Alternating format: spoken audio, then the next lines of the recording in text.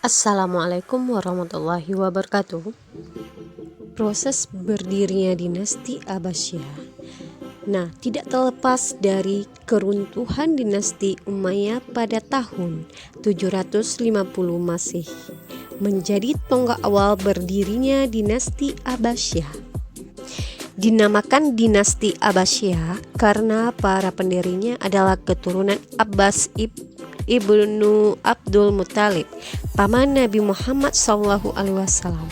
Masa kekuasaan dinasti Abbasiyah berlangsung dalam rentang waktu yang panjang, yaitu tahun 132 Hijriah atau 750 Masehi sampai dengan di 656 Hijriah atau 1258 Masehi. Khalifah pertamanya adalah Abdullah Ash-Shaffah bin Muhammad bin Ali bin Abdullah bin Abbas bin Abdul Muthalib. Dinasti Umayyah telah berhasil membawa kejayaan Islam mulai dari Asia Barat, Asia Tengah, Asia Selatan, Afrika Utara hingga ke Eropa. Sementara itu, dunia Islam juga mengalami masa-masa kejayaan di bawah kekuasaan dinasti Abbasiyah, terutama bidang peradaban dan kebudayaan Islam, sehingga kota Baghdad dikenal sebagai pusat peradaban dunia. Upaya mengalahkan dinasti Umayyah dilatar belakangi pemikiran tentang siapa yang berhak memimpin setelah Rasulullah meninggal. Bani Hashim atau kaum Alawiyun sebagai keturunan Rasulullah pernah mengemukakan hal tersebut. Terdapat 3 kota utama yang menjadi pusat kegiatan untuk menegakkan kekuasaan keluarga besar paman Rasulullah, Abbas bin Abdul Muthalib, yaitu kota Al-Humaimah sebagai pusat perencanaan, kota Kufah sebagai kota penghubung, dan kota Khurasan sebagai kota gerakan langsung atau lapangan. Para keluarga Abbas melakukan berbagai strategi dan persiapan di ketiga tersebut. Salah satunya dengan mempropaganda bahwa orang-orang Abbasiyah lebih berhak daripada Bani Umayyah atas kekhalifahan Islam. Mereka adalah keturunan Bani Hashim yang nasabnya lebih dekat dengan Nabi Muhammad SAW. Sebagai pemimpin gerakan ini adalah Imam Muhammad bin Ali, salah seorang keluarga Abbas yang tinggal di Humayyah.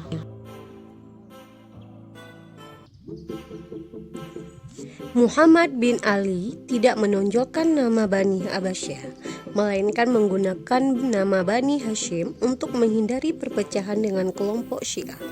Strateginya berhasil menggabungkan berbagai kekuatan, terutama antara pendukung fanatik Ali bin Abi Thalib dengan kelompok lain. Untuk melakukan berbagai propaganda, diangkatlah 12 propagandis yang terbesar di berbagai wilayah, seperti di Khurasan, Kufah, Irak, dan Mekah. Di antara propagandis yang terkenal adalah Abu Muslim al-Khurasani, seorang tokoh masyarakat di Khurasan yang merasa dirugikan selama masa dinasti Umayyah. Isu ketidakadilan yang dilontarkannya mendapat banyak sambutan dari berbagai kelompok, khususnya yang tidak senang dengan pemerintah Bani Umayyah. Para perwakilan kelompok menyatakan kesetiaan kepada Abu Muslim al-Khurasani untuk membela Bani Hashim dan Bani Abbas. Gerakan dan propaganda yang dimotori oleh Muhammad bin Ali mendapat sambutan yang luar biasa dan tanggapan positif dari masyarakat. Begitu juga dari golongan Mawali.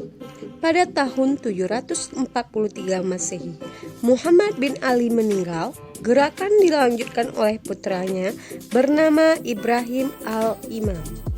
Ia menunjuk Abu Muslim al-Khurasani sebagai panglima perang karena sangat ahli dalam menarik simpati berbagai kelompok. Pernah dalam waktu 1 hari, ia berhasil mengumpulkan penduduk dari sekitar 60 desa di Merv. Abu Muslim mengajak kelompok yang kecewa kepada Bani Umayyah untuk mengembalikan kekhalifahan pada Bani Hashim, baik dari keturunan Abbas bin Abdul Muttalib maupun dari keturunan Ali bin Abi Thalib. Setelah Ibrahim al-Imam meninggal, gerakan dilanjutkan oleh saudaranya bernama Abdullah bin Muhammad yang lebih dikenal dengan nama Abdul Abbas Asy-Syafa. Ia kemudian mempercayai dan mengangkat Abu Muslim al-Khurasani sebagai panglima perang. Gabungan antara Abdul Abbas Asy-Syafa dengan Abu Muslim al-Khurasani menjadi sebuah kekuatan besar yang sangat ditakuti Bani Umayyah. Akhirnya, dinasti Umayyah mengalami kekalahan total dalam pertempuran.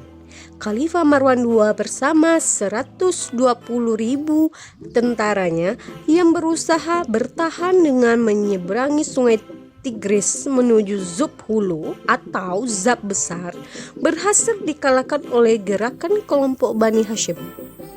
Khalifah Marwan II tewas dan dalam pertempuran di Bursir atau wilayah Al-Fayum tahun 132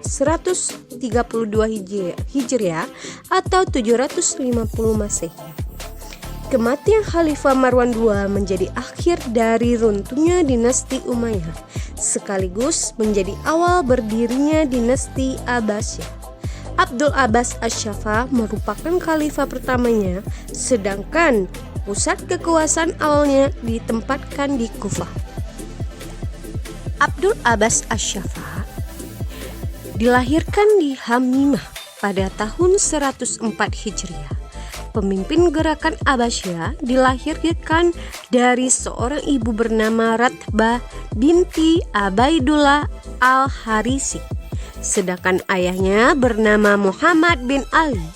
Ia mendapat gelar Asy-Syafa yang berarti pengalir darah dan pengancam siapa saja yang membangkang pihak yang menentang. Abdul Abbas adalah seorang yang bermoral tinggi dan memiliki kesetiaan. Beliau disegani dan dihormati oleh kerabat-kerabatnya. Ia memiliki pengetahuan yang luas, pemalu, budi pekerti yang baik, dan dermawan. Menurut Asy-Syaiti, Abdul Abbas Asy-Syafa ialah seorang yang paling sopan dan selalu menepati janjinya. Pada tanggal 3 Rabiul Awal 132 Hijriah, ia dibaiat menjadi khalifah pertama dinasti Abbasiyah yang berpusat di Kufah. Hanya saja 2 tahun kemudian 134 Hijriah, pusat pemerintahan dipindahkan ke Kufah ke daerah Anbar atau kota kuno di Persia.